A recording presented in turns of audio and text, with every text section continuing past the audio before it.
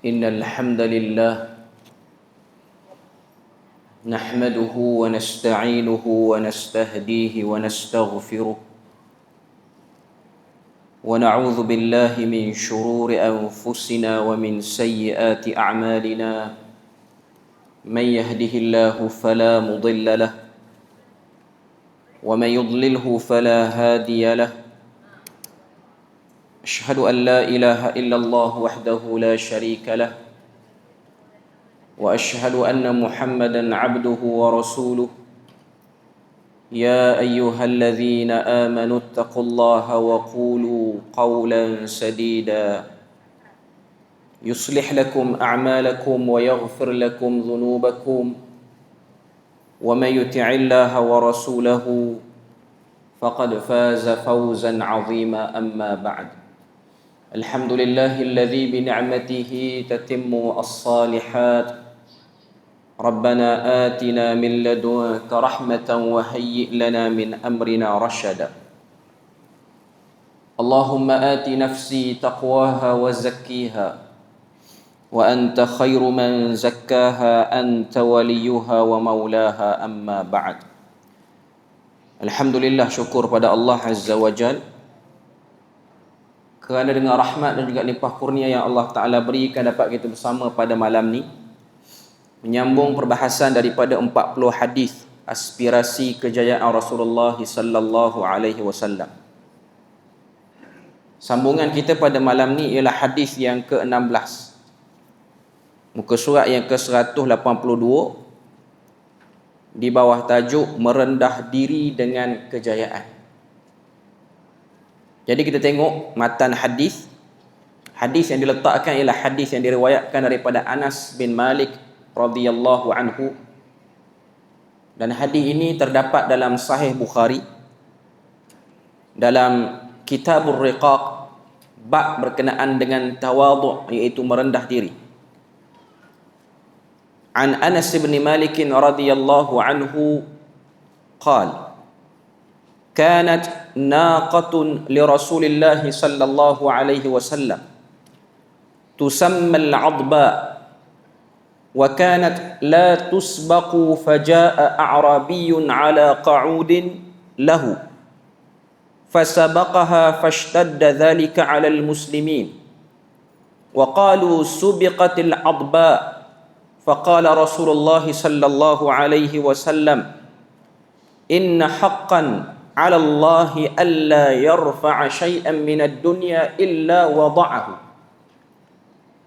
Maksud hadis tu daripada sahabat bernama Anas bin Malik radhiyallahu anhu. Rasulullah sallallahu alaihi wasallam, kata Anas, mempunyai seekor unta. Naqah maksudnya unta betina. Jantinanya ialah betina. Nabi mempunyai seekor unta betina yang bernama Adba. Adba dalam bahasa Arab maksudnya ialah al-maqtu'ul qarn awil maqtu'ul udhun. Adba maksudnya binatang yang terpotong tanduk ataupun terpotong telinga. Potong sikit. Dia memang keluar tu dalam keadaan telinga dia macam kena potong. Itu pandangan pertama. Yang kedua kata memang dipotong oleh penternaknya ataupun yang memeliharanya. Tapi unta ni dia tak ada tanduk, jadi yang terpotong tu ialah telinganya. Jadi nama unta Nabi ni, unta betina Nabi ni ialah Adba. Kata Anas, wa kanat la tusbaq. Unta ini sangat laju bila mana dia memecut, bila mana dia berlari, dan tidak pernah dipintas oleh mana-mana pun. Nak kata apa yang Nabi miliki daripada binatang tunggangan ataupun binatang ternakan ini ialah binatang yang terbaik daripada jenis kenderaan. Satu benda yang kita boleh tengok, tak salah kalau satu orang tu dia nak memiliki kenderaan yang baik, selama mana dia tidak mengabaikan keperluan-keperluan ataupun hak-hak yang wajib ke atas dia. Dia boleh pakai kenderaan apa yang dia nak pakai. Itu ialah kecenderungan manusia yang bebas, yang tidak terikat padanya satu jenis je. Kita boleh pakai. Ada orang nak pakai kereta murah, ada orang nak pakai kereta yang laju, mahal, dipersilakan. Cuma kena tengok beberapa elemen dia. Antara elemen yang dia nak sebut ni dalam hadis ni, faja'a a'rabiyun, lalu datang seorang Arab daripada pendalaman yang juga sedang menunggang untanya yang bernama Qu'ud. Unta dia tu nama Qu'ud. Unta Nabi nama Adba, unta dia nama Qu'ud. Qu'ud ini ialah sejenis unta yang usianya tidak melebihi 6 tahun ke bawah. Usianya tidak melebihi 6 tahun ke bawah. Bila mana dia duduk dekat dengan Adba, Adba ni unta Nabi, Qu'ud ini telah memintas unta Nabi. Tadi kata perawi, unta Nabi ni tak pernah dipintas oleh siapa-siapa pun. Siapa-siapa tu ialah unta mana-mana lah. Tiba-tiba datang Qu'ud, fasabaqaha, fashtadda dhalika 'alal muslimin. Dia pintah unta Nabi, maka pada waktu tu terkejut kebanyakan al-muslimin, orang-orang yang tengok. Sebab sebelum ni dah terkenal dengan nama unta yang laju lariannya, tiba-tiba dia kalah. Dia kalah pula dengan unta yang muda. Lebih muda daripada dia. Adba tu mungkin lebih berusia lagi lah. Apa respon Nabi? Wa qalu subiqatil Adba. Orang-orang pun duk bercakap, Adba dah kalah. Dia telah dipintas oleh unta lain. Faqala Rasulullah sallallahu alaihi wasallam. Lalu Nabi pun kata, inna haqqan 'ala Allah alla yarfa'u shay'an min ad-dunya illa wada'ahu. Maksudnya sesungguhnya menjadi hak ataupun kemestian yang ditetapkan oleh Allah Azza wa Jal untuk sesuatu yang hebat di dunia ni, dia akan sampai masa dia akan jatuh. Dia tak akan hebat selama-lamanya sehingga tak ada orang boleh pintas dia je selama-lama. Tak, sampai masa dia akan jatuh. Walaupun orang kata macam tak jatuh dah dia ni, maknanya tak sampai masa lagi. Bila mana sampai masa dia akan jatuh. Itu ialah lumrah dunia. Pertama kita boleh tengok dalam hadis ini, dia menarik perhatian kita ialah tentang, pertama, Nabi ni dia ada kenderaan. Dan yang kedua, kenderaan itu ialah kenderaan yang masyhur, digunakan oleh kebanyakan masyarakat Arab, iaitu unta. Bahkan kalau kita tengok dalam Al-Quran pun, Allah Ta'ala ni dia banyak buat perumpamaan dengan unta. Bahkan unta ni termasuk daripada binatang yang perlu untuk kita beri perhatian. Sebab tu dalam surah Al-Ghashiyah Tuhan sebut, afala yanzuruna ilal ibili kaifa khuliqat. Mengapa tidak kamu melihat unta itu bagaimana ianya diciptakan? Al-ibil ni ialah unta jantan. Dia bahasa Arab ni, untuk unta saja dia banyak perkataan digunakan untuk refer pada unta. Kalau jamal, unta, tanpa mengira jantinanya jantan ke betina. Tapi kalau dia sebut ibil, itu unta jantan. Kalau sebut naqah, itu unta betina. Antara ibil dengan naqah, yang lebih laju lariannya ialah unta betina, naqah. Dia sama macam kuda.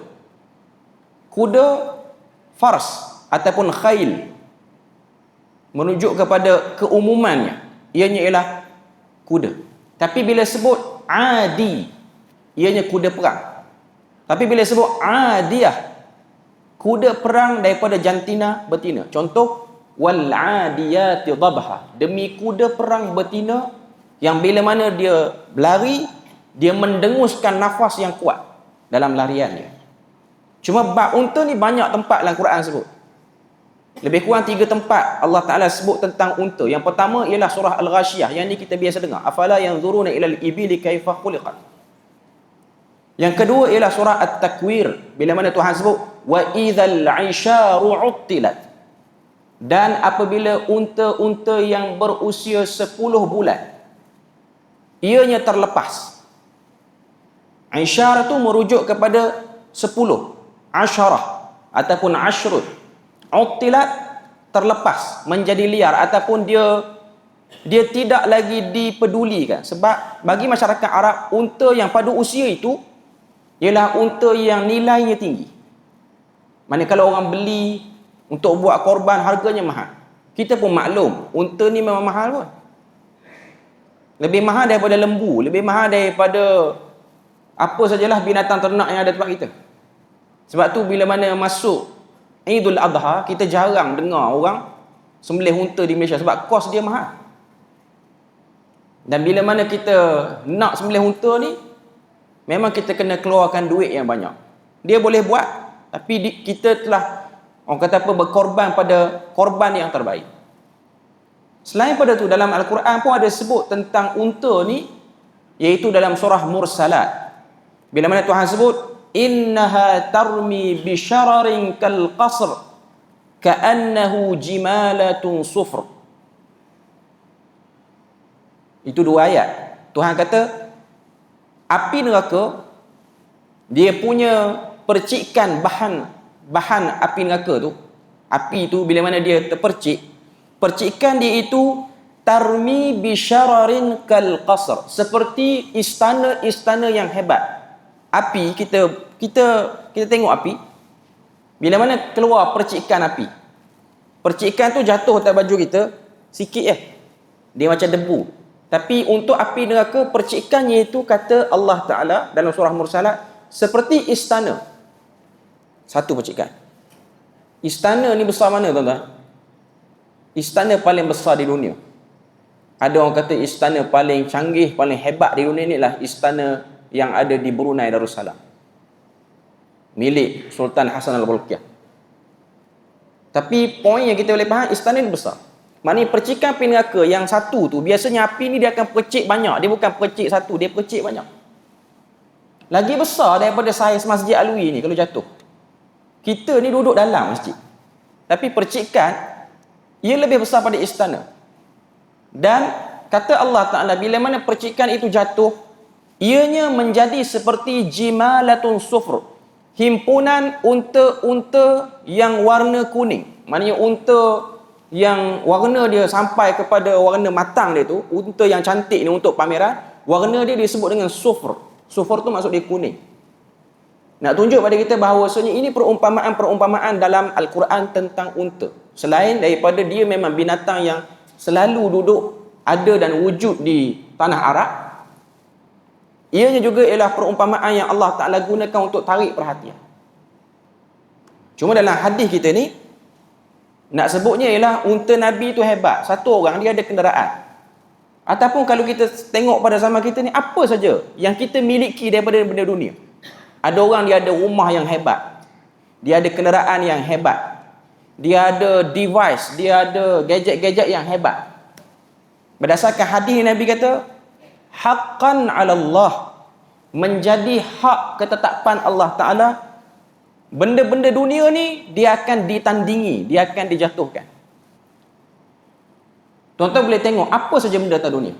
Ada orang kata, okay, ni rumah yang paling hebat, paling moden, keyless, tak pakai kunci, pakai cap jari je.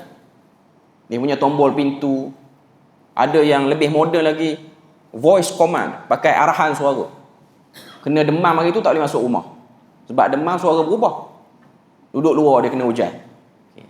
Cuma nak katanya terlampau moden sangat manusia ni, kadang-kadang menyusah juga. Jadi itu ialah contoh-contoh dalam bab keduniaan. Nanti akan keluar lebih hebat pada tu lagi.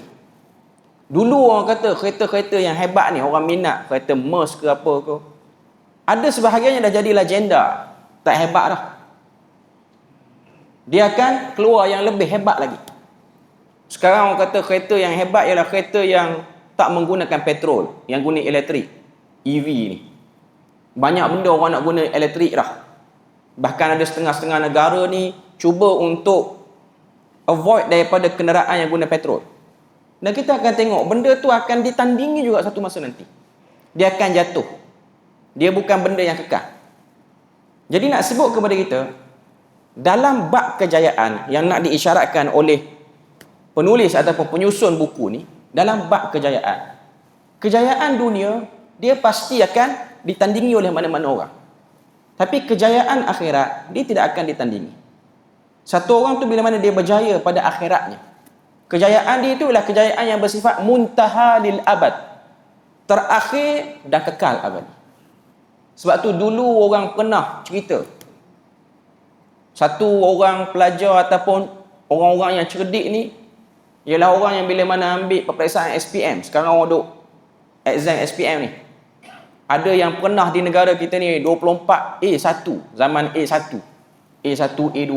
Sekarang A+ lah. Tapi sekarang tak bunyi sangat dah benda tu.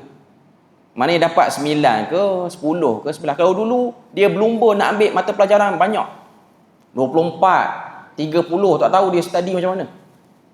Mana makin banyak, makin hebat orang tu. Dan akhirnya ditandingi. Orang-orang yang telah mendapat result itu, sebahagiannya alhamdulillah ada yang berjaya, yang dia punya flow hidup dia okey. Ada sebahagiannya waktu dia XPN tu dia hebat, tapi sekarang dah entah ke mana hilang, tak tahu pergi ke mana. Bahkan ada yang masa depannya terkubur. Bahkan ada yang terlibat dengan benda-benda yang kita tak sangka. Ada sebahagian orang-orang pelajar-pelajar yang cerdik pandai ni, yang hebat dalam SPN, yang hebat dalam apa-apa periksaan lah. Dengar-dengar cerita bunuh diri. Dengar-dengar cerita terlibat dengan dadah, benda-benda yang tak elok lah. Nak sebut kepada kita bahawasanya itu ialah pencapaian dunia. Pencapaian dunia. Dia pasti akan ditandingi oleh siapa-siapa, dan sampai waktu orang akan lupa kan. Contoh pangkat-pangkat dalam pendidikan pun. Pangkat-pangkat yang hebat. Orang yang dapat prof, ataupun orang yang dapat prof emeritus, orang yang ada datuk, orang yang ada datuk seri, orang yang ada tan sri, orang yang ada tun. Sampai satu masa dia akan hilang benda tu. Sebab itu adalah pencapaian dunia, dan akan ada orang yang menandingi lebih benda tu. Dan lebih dahsyatnya, sebahagian orang yang dah rasa benda ni, benda tu orang kata apa, hilang. Benda tu apanya, dia hilang sebelum dia tu meninggal. Ada orang kalau kita tengok, sebahagiannya waktu dia mencapai tahap kejayaan, dia waktu duduk alam akademik ke apa, dia sampai kepada tempat tertinggi, prof emeritus. Akhirnya dia pencen, dia balik kampung, duduk bergaul dengan masyarakat. Orang kampung mana dia tahu pangkat-pangkat dalam pendidikan ni, Prof Madya ke, Prof ke. Akhirnya orang panggil dia dengan nama-nama biasa je. Saya pernah jumpa sebahagian orang macam ni, dia tak mati lagi. Dia tu memegang, orang kata apa, gelaran-gelaran yang hebat. Tapi sebelum dia mati, Allah Ta'ala tak jadikan nama-nama susunan pangkat-pangkat yang hebat itu meniti di bibir orang-orang yang hidup sama dengan dia. Dan sekali dia pergi masjid, orang panggil dia pakcik. Panggil pakcik je. Lepas tu orang pergi rumah, orang panggil dengan nama-nama kampung biasa. Dihilangkan. Sebab dah ada orang lain yang sedang memegang tampuk tu, dan orang tu lebih hebat. Ini benda yang kita nak belajar pada malam ni, ialah tawaduk pada urusan dunia itu ialah benda yang dianjurkan dan ditunjukkan oleh Nabi. Maknanya Nabi tak kata kita ni kena bagi kaki unta ni runcing sikit kot baru dia boleh laju lagi lari. Maknanya bukan Nabi kata, oh kalah rupanya, nanti kita ejah kaki dia, kita letaklah bateri ke apa kat kaki dia, bagi dia laju sikit. Nabi tak akan kata macam tu. Nabi tak mengidam untuk upgrade. Dia bukan macam kita. Bila mana kita beli kereta, dia tengok orang lain beli kereta, kita macam, dia moden lagi, aku nak beli yang moden lagi. Akhirnya kita penat dalam perlombaan itu saja. Orang beli rumah satu, orang lain pun start beli. Akhirnya kita nak jadi orang yang beli 2, 3, 4, dan akhirnya kita duduk dalam keadaan seperti itu. Tak sudah. Dalam huraian kita tengok muka surat 183, jika kejayaan adalah salah satu faktor kemuliaan manusia, kadangkala kemuliaan itu boleh dicemari oleh perasaan ujub, takbur dan angkuh. Lantaran itu Nabi SAW mengikis sifat-sifat ini dengan tawaduk. Tawaduk ni maksudnya merendah. Wada'a maksudnya dia daripada tempat tinggi, dia rendahkan diri dia. Betapa indahnya kejayaan yang dihiasi dengan tawaduk. Dalam hadis di atas terkandung sebuah prinsip emas berhubung kejayaan, iaitu setiap kejayaan yang dinodai dengan keangkuhan dan bongkak, ia akan menjurus kepada kecacatan dan penghujungnya. Maknanya satu orang bila mana dia dapat kejayaan dunia itu tidak disusuli dengan rendah diri, tak disusuli dengan hormat orang, akhirnya dia menjadi orang yang sombong dengan kejayaan dunia dia. Dia tak memberi apa-apa kebaikan, bahkan dia menambahkan keburukan kepada pemilik kejayaan itu, dan kejayaan itu akan pendek usianya akan lebih pendek. Sebab tu dalam pepatah Arab yang terkenal, orang Arab ni dia ada satu perkataan yang nak menunjukkan jadilah kelompok yang terbaik, yang disebut dengan al-baqa'u lil aslah, yang kekal hanyalah yang terbaik. Yang kekal hanyalah yang terbaik. Sebab tu orang yang buat sehabis baik, Allah Ta'ala akan muliakan dia. Tuan-tuan tengok, antara kemuliaan-kemuliaan yang perlu untuk kita selalu dengar dan ambil pengajaran ialah kemuliaan orang-orang saleh. Saya selalu sebut di sini, mungkin ada satu orang tokoh yang bernama Ibn Jauzi. Ibn Jauzi ni dia pernah tulis satu kitab nama dia Sifatus Safwah. Dalam kitab Sifatus Safwah tu, dia himpunkan cerita orang-orang saleh yang tak dikenali namanya. Tak dikenali nama, tapi dia hebat dengan sebab ada peristiwa yang mengangkatnya, iaitu peristiwa dia berdoa dia mustajab. Dia orang biasa saja dalam kalangan masyarakat, akhirnya dia dimuliakan, dia dihebatkan. Tapi mereka-mereka yang seperti ini, orang-orang yang memburu dan meletakkan kejayaan akhirat sebagai tujuan, mereka memang sangat tidak minat kepada expose dunia. Sebab tu bahaya bila mana zaman kita ni, perkataan-perkataan seperti riya, sum'ah, takabbur mula ditukar dengan perkataan lain sehingga orang nampak benda tu biasa. Contoh sekarang riya, orang sebut show off. Sebut riya rasa takut, tapi sebut show off rasa okey. Rasa macam, show off tak ada hal. Riya tak boleh, Nabi larang. Tuhan pun tak suka. Tapi show off okey pula. Hanya kerana berbeza perkataan. Dia macam satu orang bila mana kita sebut, kita ni jangan takbur, jangan ujub, jangan suka nak tunjuk-tunjukkan diri kita. Dia setuju. Tapi bila mana sebut, dunia sekarang ni kita kena akur pada glamour, popular, yang tu lain pula jadi. Beza perkataan saja. Tapi efeknya sama. Sebab tu antara pintu yang paling dibimbangi oleh orang saleh ialah pintu kemasyhuran. Pintu kemasyhuran memang banyak meruntuhkan kebanyakan orang yang berjaya. Bila mana dia mengejar kemasyhuran demi kemasyhuran, akhirnya apa yang akan jadi pada dia? Memendekkan orang kenal dia. Orang mungkin akan kenal dia dalam tempoh beberapa tahun ataupun sepanjang hayat dia. Dia mati tak sampai 5 tahun, orang tak kenal dah dia. Orang tak cakap dah tentang diri dia. Bila mana satu orang tu dia ikhlas. Sebab tu benda ni dia perlukan kepada keikhlasan. Caranya ialah memang kita kena jadi orang biasa. Kita tak salah untuk kita menempatkan diri dalam kejayaan-kejayaan dunia, nak belajar sampai peringkat tertinggi, tak salah. Tapi jangan kerana kita mengejar benda-benda yang bersifat duniawi yang sementara. Sebab kita kena tahu, keupayaan diri kita ni ialah keupayaan untuk menjadi ahli syurga. Bukan keupayaan untuk menjadi ahli glamour ataupun menjadi orang yang berpangkat tinggi semata-mata pangkat sahaja. Pangkat tu tak salah. Tapi pangkat itu melupakan kita. Sebab tu banyak ayat, banyak hadis Nabi memberi peringatan tentang benda ni. Ada di sana orang-orang saleh yang bila mana dia duduk pada pangkat yang tinggi, dia okey, terkawal. Tapi ada sebahagian orang peringkat awalnya saleh, perjalanannya saleh, niatnya ikhlas, gerak-gerinya semua seperti terpayung di bawah wahyu, terbimbing dengan hidayah.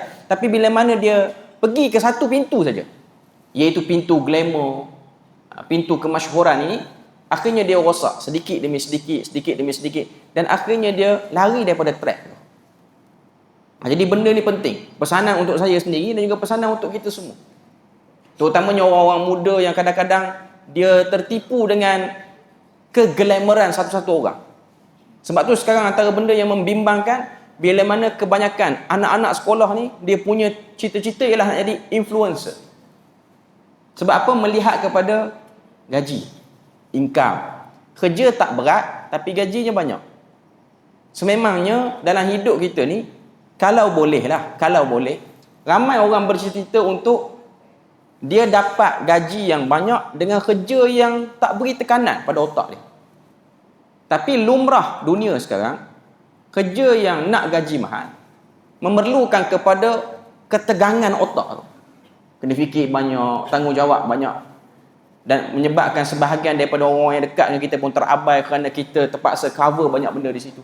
Tapi kalau ada ruang untuk satu orang tu dia boleh dapat gaji yang banyak, maka dia akan pilih yang tu. Sebab saya tengok kebanyakan orang yang bercita-cita ni, yang orang duk gembar-gemburkan isu ni, tak nak jawab soalan exam sebab tahu ramai influencer, bahkan ada influencer yang cakap pun sekolah ni tak ada value.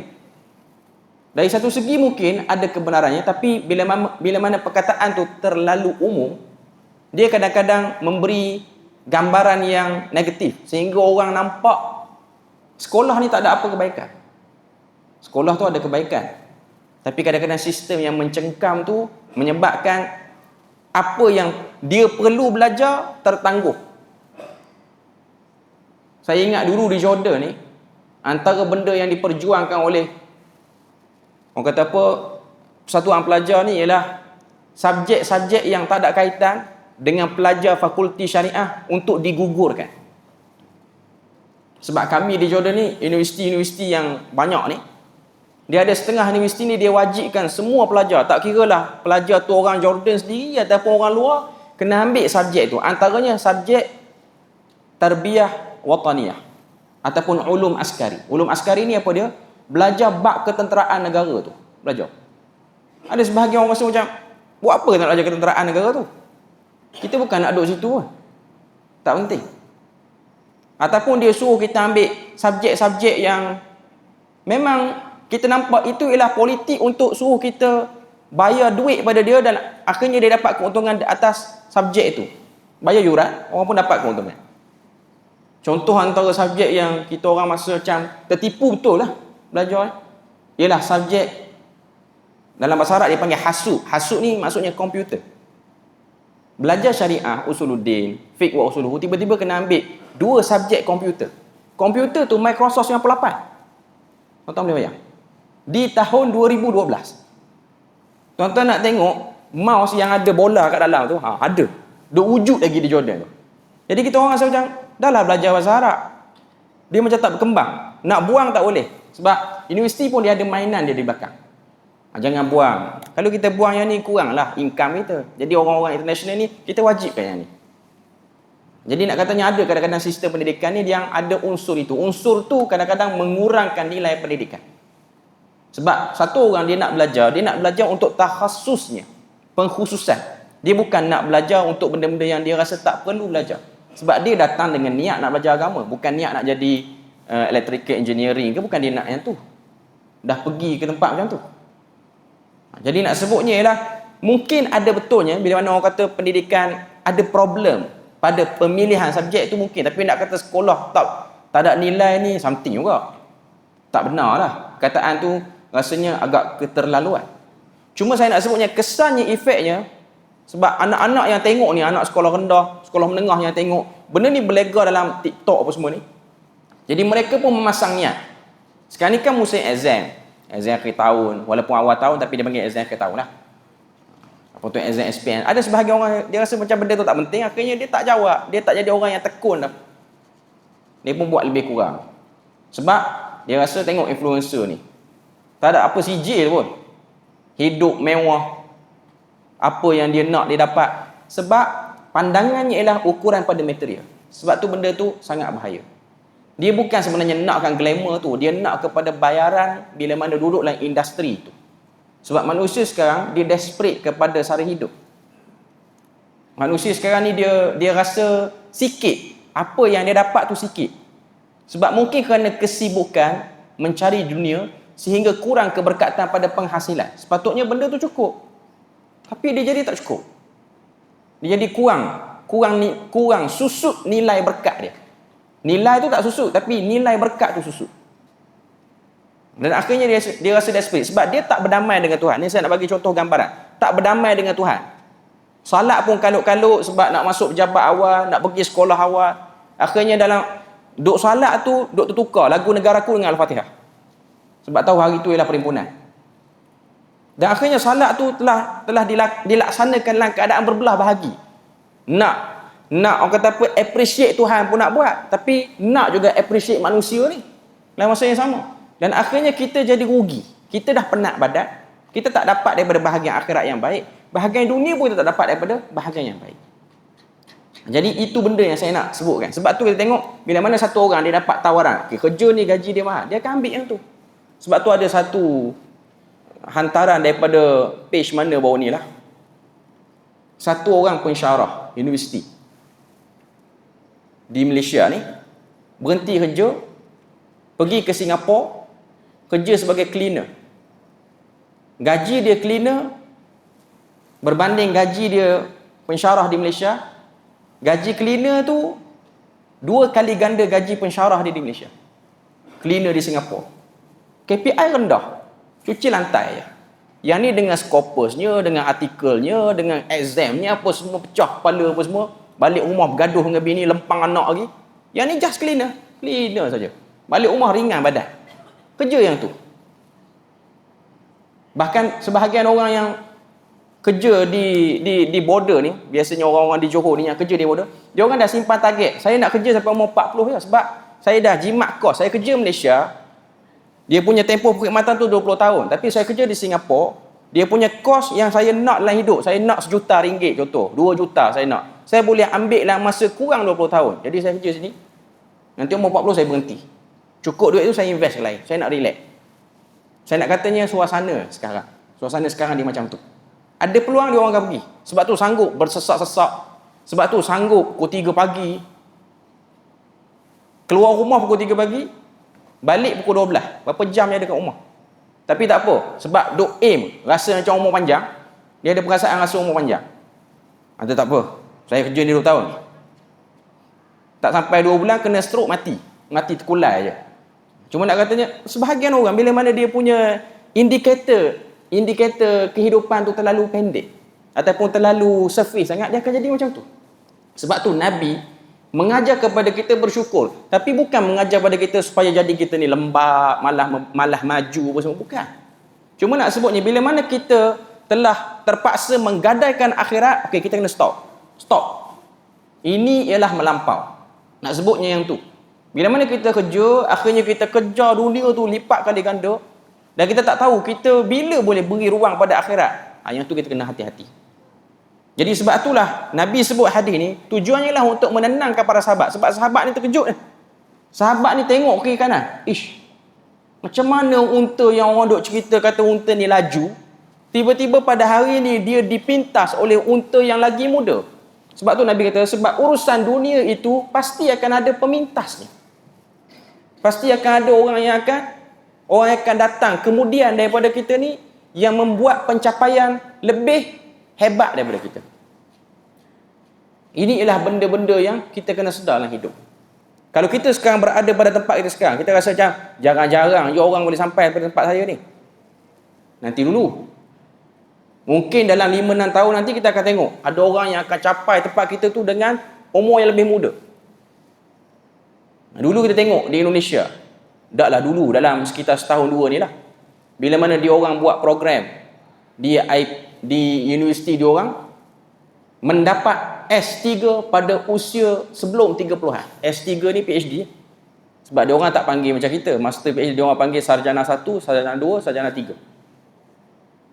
Jadi bila mana dibuat program tu, ramai tokoh-tokoh yang dapat PhD sebelum umur 30 ni buat talk, buat ceramah macam mana nak dapat PhD sebelum umur 30. Akhirnya apa yang berlaku di Indonesia? Ni saya kongsi ni sebab memang ada kajian pun. Akhirnya apa berlaku? Rosak sistem akademik di Indonesia bila mana sidang viva ni menjadi tempat orang merasuah penyelia-penyelia. Ada satu universiti tu, satu orang pelajar dia ni nak dapat PhD pada umur 23 tahun, 23. Dia nak buat viva, dia berhutang dengan orang, setiap 5 muka surat dia selit RM100,000 pada hari viva. Pensyarah yang tengok tu, apa banyak duit ni? Rupanya tahu, itu nak rasuah. Dia pun, ini bagus, ini lulus.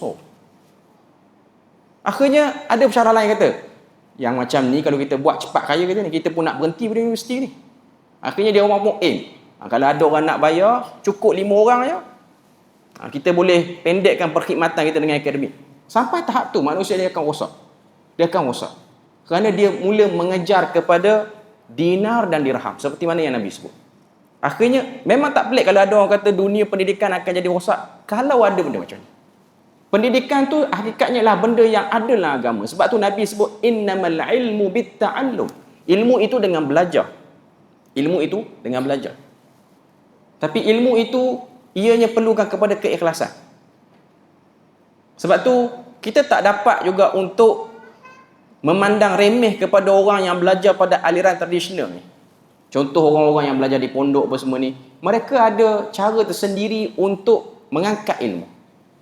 Sebab tu tuan-tuan tengok kan, sebahagian pondok-pondok pengajian yang lama-lama ni, yang tuan-tuan guru yang jenis pondok kayu apa semua ni, bertahan hidup kerana ada keikhlasan. Yalah, kita pun akui adalah benda-benda yang sedikit kontroversi. Cuma saya nak katanya mampu hidup. Kerana apa? Kerana orientasi dia orang ialah bukan pada orientasi yang mengejar dunia sangat. Tuan-tuan pernah tengok pondok-pondok lama ni, pondok Pasir Tumbuh ke, pondok apalah yang di Kelantan, kok ada pondok belah Kedah, dia orang sewa billboard untuk famouskan pondok dia orang tengah lebuh raya. Tak ada. Dia orang tak buat benda tu. Kolej ni mesti banyak ada buat. Sebab desperate nak suruh orang masuk. Ni bukan saya kata salah buat benda tu. Saya nak katanya dia orang bertahan hanya kerana melihat pertolongan Allah Ta'ala. Tawakal dia orang tu lebih sikit. Jadi itu antara benda yang kita boleh tengok. Sebab dia orang tahu dunia ni bukan tempat untuk kita melampau-lampau. Tapi taklah kata kita ni tunggu semata-mata. Cuma kita kena balance. Waktu kita terlampau mengejar, kita kena ada ruang dalam hati kita. Position yang aku duduk ni pasti akan dikejar oleh mana-mana orang. Itu saja. Dengan cara tu, dengan perasaan tu, kita tak akan jadi orang yang letih. Muka surat 183 lagi. Oleh yang demikian, Imam Al-Bukhari meletakkan hadis ini dalam Kitabur Riqa' pada bab At-Tawadhu', dan Imam Abu Daud pula dalam Sunan Abi Daud meletakkannya dalam Kitabul Adab pada bab Al-Karahiyatur Rif'ah minal umur, ataupun Ar-Rif'ah bermaksud angkuh dan bongkak. Perkara ini biasa dilihat dalam kehidupan setiap individu maupun masyarakat. Jangan angkat sangat bab-bab dunia ni. Memiliki tidak salah, ataupun terlibat dengannya. Nak belajar bidang apa pun tuan-tuan boleh buat. Tapi ingat, jangan mengangkat dan jangan menjadikan orang rasa salah. Antara benda lah yang saya belajar. Ingat waktu belajar di Jordan dulu, kita sebahagian guru-guru ni ramai juga yang ada 2 master, 3 PhD pun ada. Tapi antara benda yang diorang buat bila mana diorang duduk di tempat itu, diorang ni bukan suka menjadikan pelajar tu aim kepada dunia dia. Kita beri ruang azan dulu sekejap.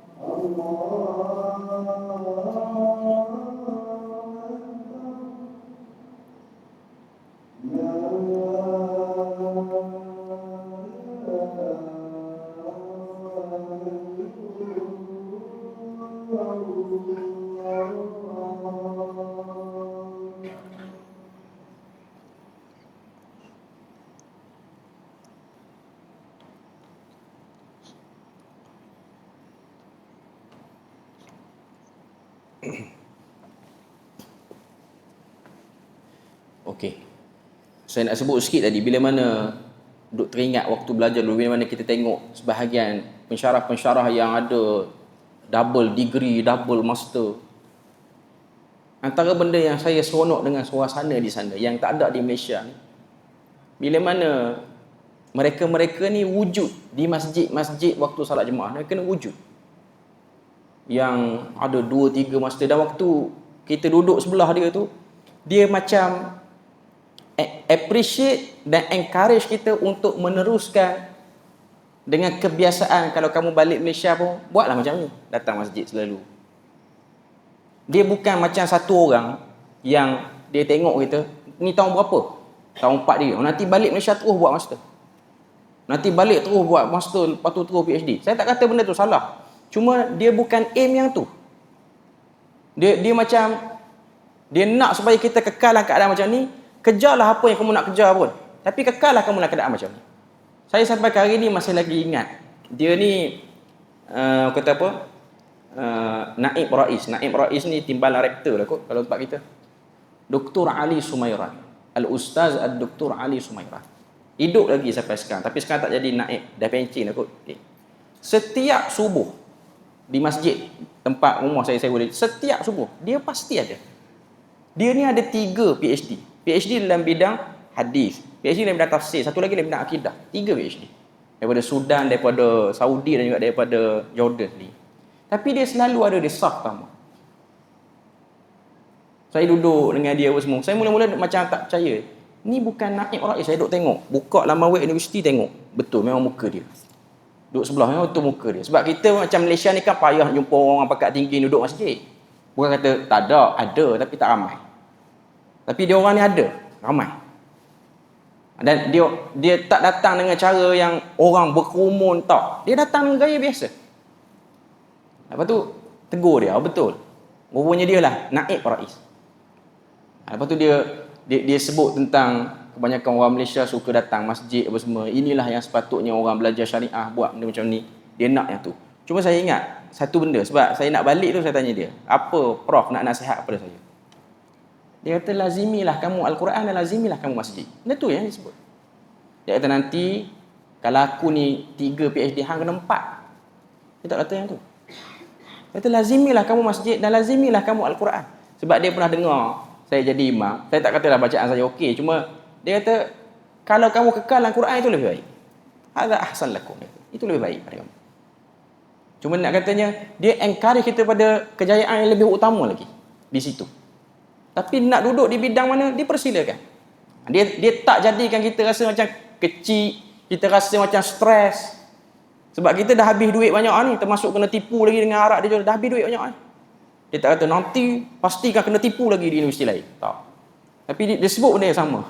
Dia sebut benda yang menenangkan hati kita. Duduklah kamu di masjid. Sebab dia kata aku lebih suka pelajar-pelajar aku ni dia wujud dengan masyarakat di dalam saf-saf salat. Sebab dia tak nak sebahagian daripada khabar-khabar yang dia dengar, sebahagian orang yang bila mana habis waktu belajar degree tu bagus datang salat, bila mana dah ada kedudukan yang hebat, hilang entah ke mana, tak tahu pergi mana. Dia kata kedudukan dia waktu dia pelajar dulu lebih baik daripada kedudukan dia waktu dia dah habis belajar.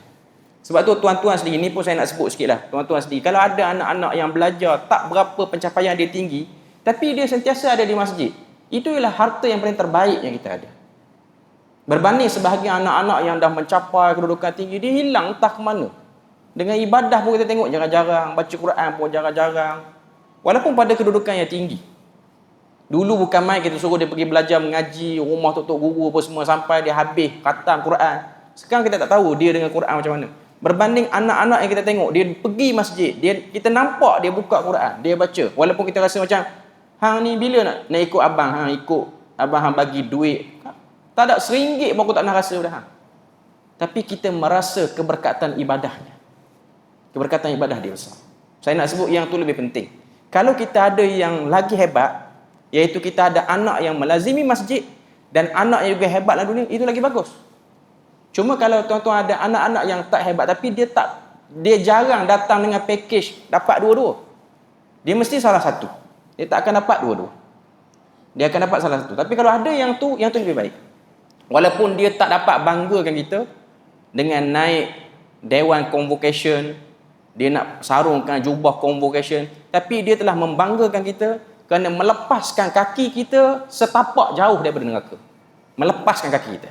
Sebab beradanya dia dalam saf pertama, menjauhkan kita sebagai beberapa daripada pintu neraka. Sebab dia tak akan kata, dia ni tak ajar aku semayang dulu, sebab tu aku tak semayang. Dia tak akan salahkan kita. Sebab di sini kita boleh berdamai. Di akhirat nanti, ada ruang yang kita boleh claim pahala pada orang atas pada kita akan buat. Tuan-tuan kena ingat yang tu. Kita sebagai mak dan ayah jangan selesa. Kita sebagai suami pun jangan selesa. Kita rasa macam, isteri aku tak tuntut kot. Jaga, sini dia tak tuntut. Nanti dia desperate, dia akan tuntut. Dia akan tuntut. Oh dulu dia tak bagi nafkah, ada sebulan dia tak bagi. Ni ngam. Dapat yang ni aku dah masuk syurga, biarlah dia nak pergi neraka, biar dia neraka lah. Muka tak handsome. Cuma nak katanya, pergilah dia. Cuma nak katanya, dia akan ambil ruang itu. Dia akan ambil ruang tu. Tuan-tuan kena ingat. Sebab tu saya selalu menyebut benda ini. Kita baca buku ni, kita nak aim kepada kejayaan akhirat. Itu yang lebih penting. Jadi secara umumnya Nabi dia tunjuk kepada kita bab dunia ni berpada-pada. Dapat tak apa, tapi jangan sombong, rendah diri. Kalau tak dapat, aim kepada kejayaan akhirat. Itu lebih utama. Alhamdulillah kita selesai. Saya tak baca habis lah sebab yang tu hanya pendek saja untuk pada malam ni. InsyaAllah untuk kali yang akan datang kita akan masuk hadis yang ke-17, muka surat 188, menikmati kehidupan di dunia dan juga di akhirat. Setakat itu saja. Subhanakallahumma wa bihamdik, asyhadu an la ilaha illa anta wa astaghfiruka wa atubu ilaik. Wassalamualaikum warahmatullahi wabarakatuh.